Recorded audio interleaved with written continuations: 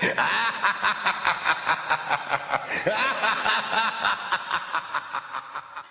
there, everybody. I'm Joshua Orro, the Mustang Prince, and welcome to Mustang Prince Orro Reports.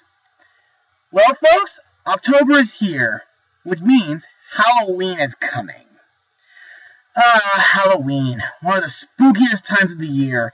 A time for decorating your house, trick-or-treating, dressing up, and Tim Burton!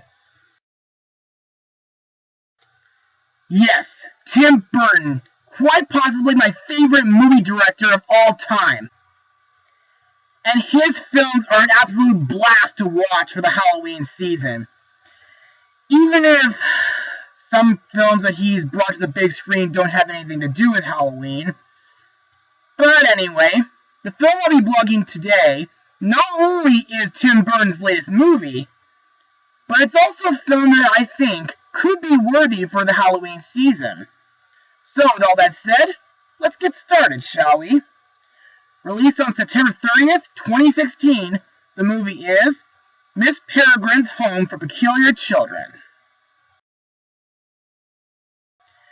So, let's get started. When his beloved grandfather leaves Jake clues to a mystery that spans different worlds and times, he finds a magical place known as Miss Peregrine's School for Peculiar Children. But the mystery and danger deepens as he gets to know the residents and learns about their special powers. And their terrifying enemies as well. Ultimately, Jake discovers that his only special peculiarity can save his new friends. So, what did I think of this movie? Well, I thought this film was great. It was dark, epic, and thought-provoking. In fact, part of it almost made me think of Foster's Home for Imaginary Friends. Anyway, before I get ahead of myself, let's move on to Mustang notes. Now, this movie is the fourth time Tim Burton adapted a book to the big screen. The past three being Sleepy Hollow, Charlie and the Chocolate Factory, and Alice in Wonderland. The film rights to the 2011 novel by Ransom Riggs were sold to 20th Century Fox on May 17, 2011. Chernin Entertainment also signed on to produce the film, with producers Peter Chernin, Dylan Clark, and Jenno Topping. On November 15th of the same year, Deadline.com reported that Tim Burton was in talks to direct the movie. And it was also revealed that he would be involved with the studio in setting a writer to adapt the novel. On December 2nd, Jane Goldman was reportedly hired to adapt the story as a screenplay for the film, while Burton was not confirmed yet. Filming was initially set to begin in August 2014 in London.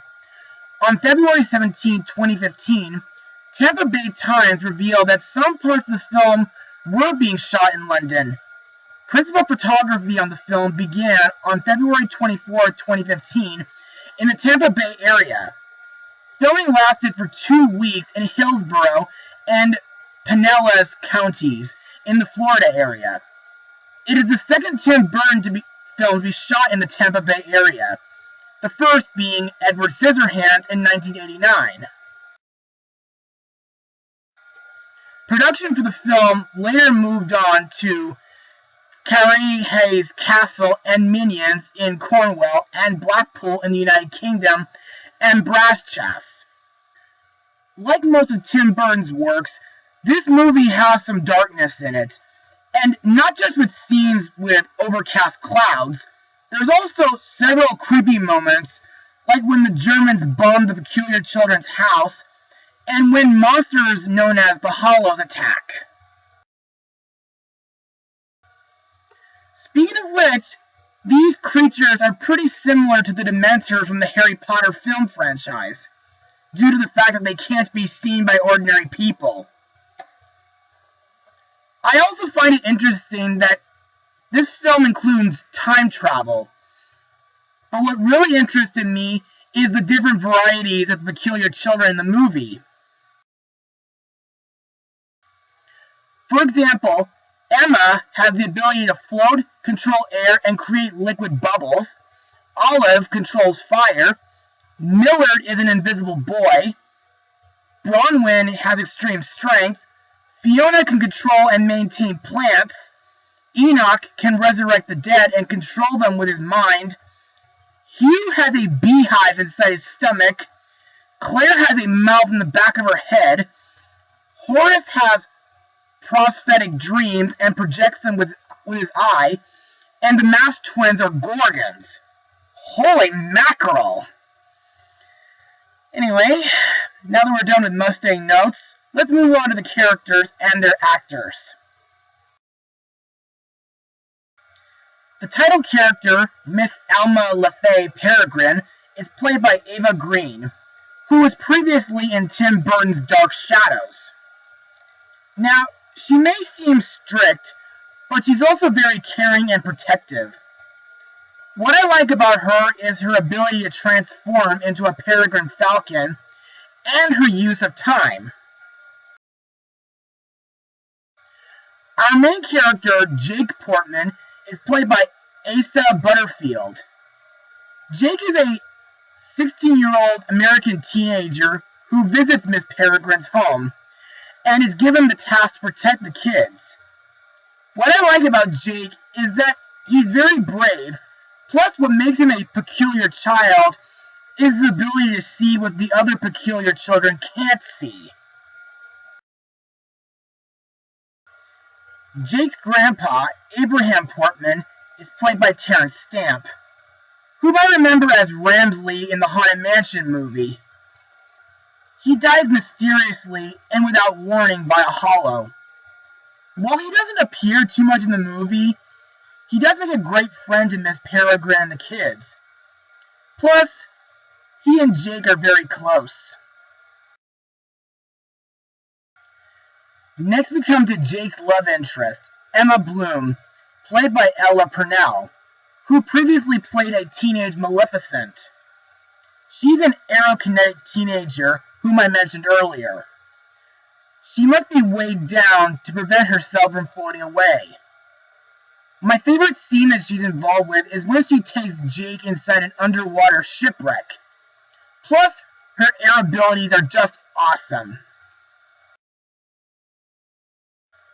Last but not least, we come to the main villain, Mr. Barron, played by Samuel L. Jackson. Known for being in Pixar's The Incredibles and the Star Wars prequels. This guy is the leader of immortal rogue peculiars known as the Whites, who use the Hollows to hunt and kill young peculiars with their physical abilities and disguises. To me, Barron is a really creepy villain. Even the way he looks is odd. Blank white eyes, menacing smile, and his crazy hair. Plus, it's messed up that he and his followers feed off peculiar children's eyes. And it's scary when he turns his hand into any weapon he wants. And now it's time to move on to my final words. Overall, Miss Peregrine's Home for Peculiar Children is a really fantastic film. The characters are interesting, the acting is great, and it has awesome special effects, fight scenes, including scenes that are really thought-provoking. I recommend this film to folks who are either fans of Tim Burton or fictional stories. But I wouldn't recommend this for younger children, though. As for my final rating, well, I'll give it a rating of 94% out of 100. Well, that's it for tonight, folks. Be sure to join me again for my next Halloween blog. Mustang Power!